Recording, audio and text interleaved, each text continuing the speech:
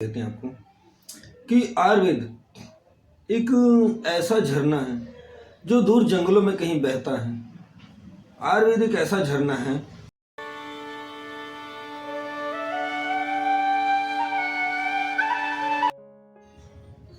तो अभी तक हम बात कर रहे थे ब्रह्मा विष्णु और महेश के बारे में, लेकिन आज हम केवल रुद्र देवता के बारे में ही बात करेंगे।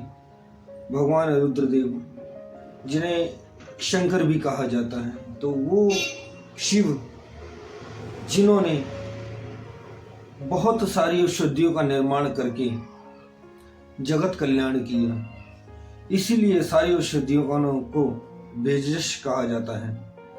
भेषज का मतलब होता है कि जो सारी औषधियों के बारे में परिपूर्णता से जानते हैं, जो सारी औषधियों के बारे में बहुत अच्छी तरीके से जानते हैं। जगत कल्याण में अगर बात करें तो औषधियों को ब्रह्मा और विष्णु से ऊपर भी रखा जाता है, क्योंकि अगर बात करें कुछ ऐसी बारीक दवाइयों की जो केवल भगवान शिव के पास ही थी, जिन्हें महेश कहा जाता है। ब्रह्मा विष्णु और महेश की उपाधियों में इनको लाया जाता है, तो महेश भगवान शिव को ही माना जाता है, जिनके पास एक ऐसी बूटी थी, एक ऐसी दवाई थी जो इन दोनों के पास नहीं थी। लेकिन अगर कहा जाए, बात की जाए, तो ये कहा जाता है कि आखिर वो ब्रह्मा जी के पास क्यों नहीं थी, क्योंकि अध्ययन उन्होंने भी बहुत गहनता से किया था।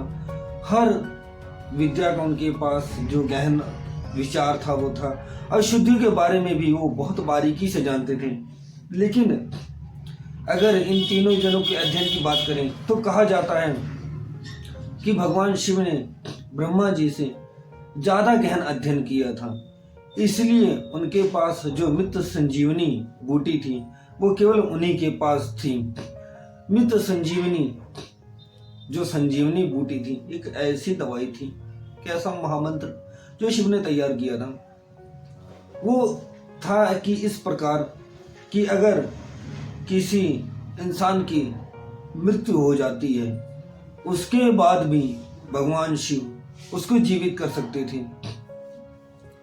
तो ये जो बूटियों की महारत थी जो भगवान शिव के पास थी, तो बहुत से लोग पाना चाहते थे, क्योंकि हर इंसान की, हर वो देव की, हर वो ऋषि की इच्छा थी। तो बात एक ऐसी छोटी सी कथा की है कि जब एक बार शुक्राचार्य जी बहुत ही कठिन तपस्या कर रहे थे, उनकी इतनी घोर तपस्या देखकर, और तपस्या भी वो उज्जैन में कर रहे थे, मध्य प्रदेश उज्जैन में। जब वो बहुत ही कठोर तपस्या कर रहे थे तो भगवान शिव को प्रकट होना पड़ा। कहा जाता है कि वो पहले देवताओं के गुरु थे, उसके बाद वो दानवों के गुरु हो गए। तो जब शिव को प्रकट होना पड़ा तो उन्होंने अमरता का वरदान मांगा, लेकिन भगवान शिव ने कहा नहीं, जिसने जन्म लिया है उसको मरना ही पड़ता है।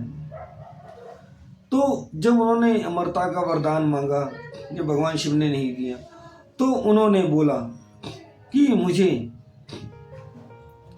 संजीवनी दीजिए। तो उन्होंने संजीवनी मांगी, मित्र संजीवनी। तो जब उन्होंने संजीवनी मांगी तो भगवान ने उन्हें संजीवनी का वरदान दे दिया।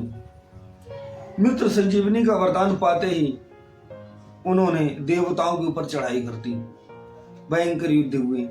युद्ध के दौरान देवता मारे जाते थे, दानव बच जाते थे, क्योंकि मित्र संजीवनी से उनका उपचार हो जाता था, क्योंकि औषधि इतनी कारगर थी, भगवान शिव के द्वारा तैयार की गई हुई थी। तो ऐसे ही बहुत सी चीजें जो भगवान शिव ने तैयार की थी। याते रुद्र शिवा तनु, शिवा विश्व से बेजसी, शिवा रुद्र से बेजसी, तया न मोड़ जीव से। तो बहुत सी ऐसी औषधियों का ज्ञाता मानकर, बेजसी मानकर, बहुत सी ऐसी संस्कृत विद्याएं, बहुत सी ऐसी संस्कृत कथाएं भगवान शिव। तो चलिए कथा को विराम देते हुए यहाँ एक हम बात कहते हैं आपको कि आयुर्वेद एक ऐसा झरना है जो दूर जंगलों में कहीं बहता है। आयुर्वेद एक ऐसा झरना है जिसका पानी बहुत ही बारीकियों से ठहरता है और जब तक इसको आप अंदरूनी प्रक्रिया से महसूस नहीं करेंगे तब तक इस झरने का कोई मतलब नहीं होता है। कहते हैं जैसे कि आप कोई कथा बहुत ध्यान से सुनते हैं, बहुत मधुरता से सुनते हैं, क्योंकि कथा सुनने वाले भी अगर कथा सुनने लग जाते हैं तो बात ही कुछ अलग हो जाती है। अगर कोई कथा बहुत परिपूर्णता से सुनते हैं, बहुत बारीकी से सुनते हैं, ऐसी ही आयुर्वेद की कथा है। अगर आयुर्वेद की कथा आप बहुत बारीकी से सुनते हैं, बहुत परिपूर्णता से और बहुत ध्यान से अगर सुनते हैं तो ये आपके रोम छिद्र में ऐसी बस जाती हैं जिसका कोई जवाब नहीं होता।